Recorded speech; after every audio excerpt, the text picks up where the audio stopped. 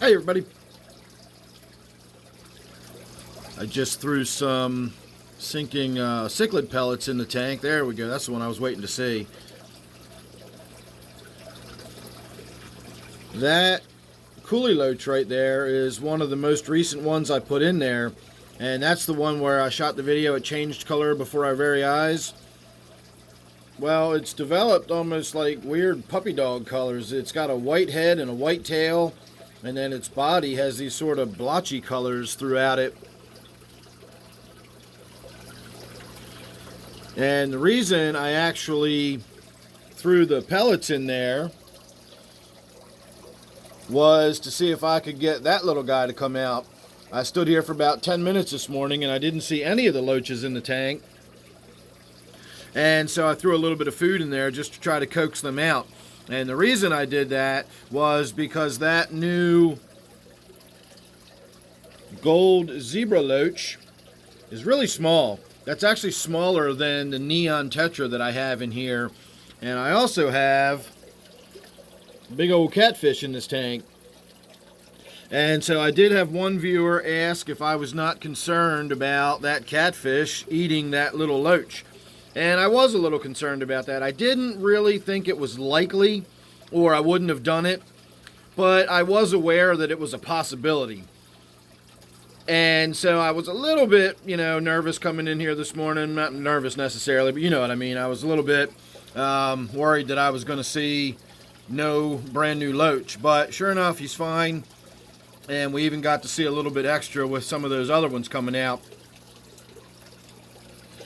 So while I got you here and we're standing here, I will also point out that I've noticed this morning, since I did such a big water change on this tank yesterday, I'm actually getting spawning behavior from my tetras, my skirt tetras in this case.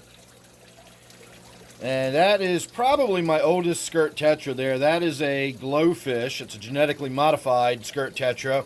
And that's actually one of the first fish I ever bought way back in the beginning. It's coming out kind of purple on camera, but it's actually very blue in person. And that's probably 6 years old. And it seems to be joining in the fun, but the skirt tetras in here are just going crazy this morning, and I'm assuming it's because I did such a big water change yesterday, and we got some spawning activity, which is not uncommon. Do a big water change, you'll often see fish begin doing spawning displays shortly afterwards. My assumption is pretty simply that it's probably simulating the spring rains or the fresh rainy season coming in, and that's probably when most fish do their spawning. And so the big, fat water change, all that fresh water coming in, probably simulates that very much. So I'm really digging the coloration on that loach. And I really, really like this little Gold Zebra Loach. Now, it just occurred to me that I never really researched the Zebra Loach to see how big it's going to get. I assumed that it was going to be something like... These are considered zebra loaches, but they are very different looking loach to me, so I don't know if there's the same or not. There's one. So that is what I've always known as a zebra loach. And that has got a very different markings and patterning on it than the one we just looked at. The one I just bought that was labeled as a Gold Zebra Loach, I thought it was a yo-yo. I thought it was a little baby yo-yo when I first saw it. And now I don't see it anywhere. But I thought it was a little baby yo-yo when I first saw it. So it might actually wind up turning into a larger loach, which would be fine with me. I've got several clown loaches in another tank that are getting pretty big now, and they could all go very well together, so I'm not worried about that at all. And I suppose since I've got you, we'll come down here and we'll have a little look. This is the first day after putting my new angelfish in my native tank. So that's the angelfish that I had in there originally, and it takes a little bit of looking to find the new one because it's pretty small. It blends in really well, and it tries to steer well clear of the current angelfish. So there it is. Now I've been doing some thinking this morning, It's been recommended that I add several more angelfish so that this little one doesn't get solely picked on by the large one. And I considered that, and I am still considering that. I'm actually considering going back over to the Petco today.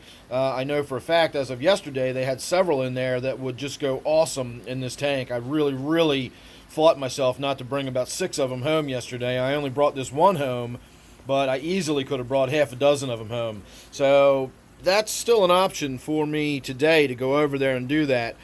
However, I do have some other fish that are in quarantine right now that are going to end up in this tank, and without giving too much away, they are schooling fish. I've got a group of them, and they will get reasonably big once they're full grown. So I've got to take that into consideration.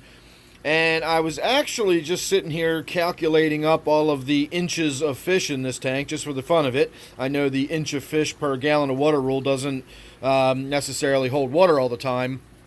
But in this case, just for reference, I gave a rough guesstimate of inches of fish.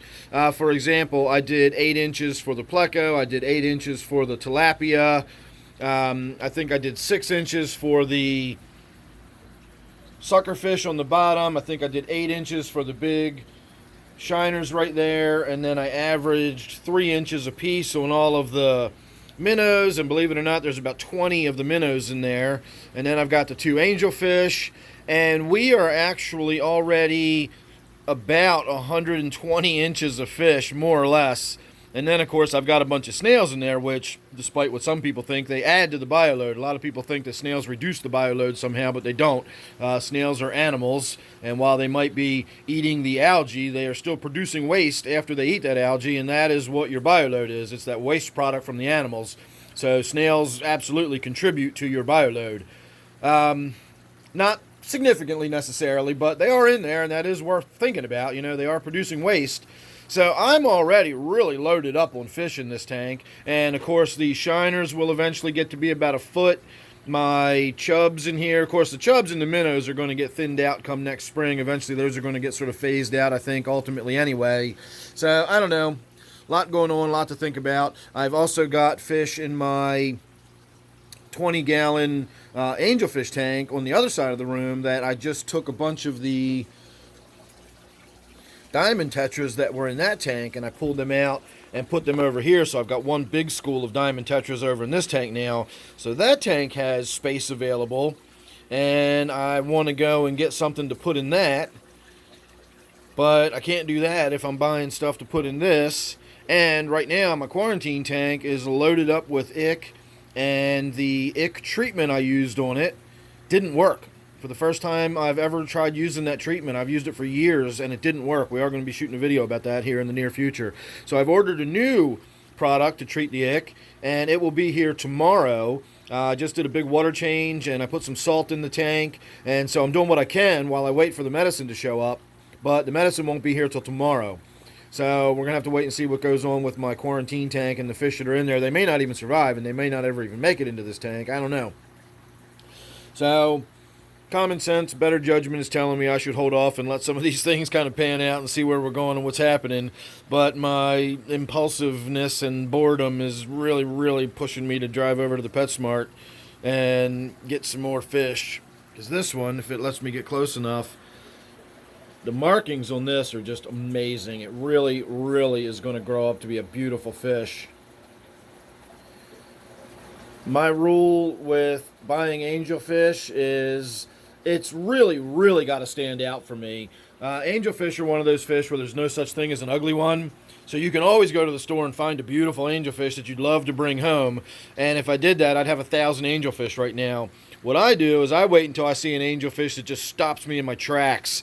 And just, you know, I'm like, I have to take that one home. That's the kind of fish I grab. And since I was already looking for fish of a similar description to this, and then I saw that one with all that fantastic marking on there, I had to have this one at least. And once I got it here, and I got it under higher quality lighting than at the pet store, I've got it under really good lighting here, and you can actually see a lot of little hints of blue in there, which I did not even see at the pet store. So I'm really excited to see that one come into its own and develop its colors, which again makes me want to go get more. I really like angelfish. If you haven't figured that out by now, I've got about 6 tanks with angelfish in them. So anyway, I'm just rambling. Like I said, I'm bored, just spending some time in the fish room. And the more time I spend in here, the more time I wind up shooting videos and tinkering with stuff and doing things and so on and so forth. So I'm going to try to limit that to some degree. So I don't overwhelm everybody with 16 videos a day. Anyway, make sure you subscribe, that way you won't miss anything. You never know what it's going to be with me, and of course you're going to want to find out how all this panned out and whether or not I shot any more video later today about my new acquisitions. So again, make sure you're subscribed, you won't miss any of that. Don't forget, this one here is my native tank. Thanks for watching, I'll see you real soon in the next one.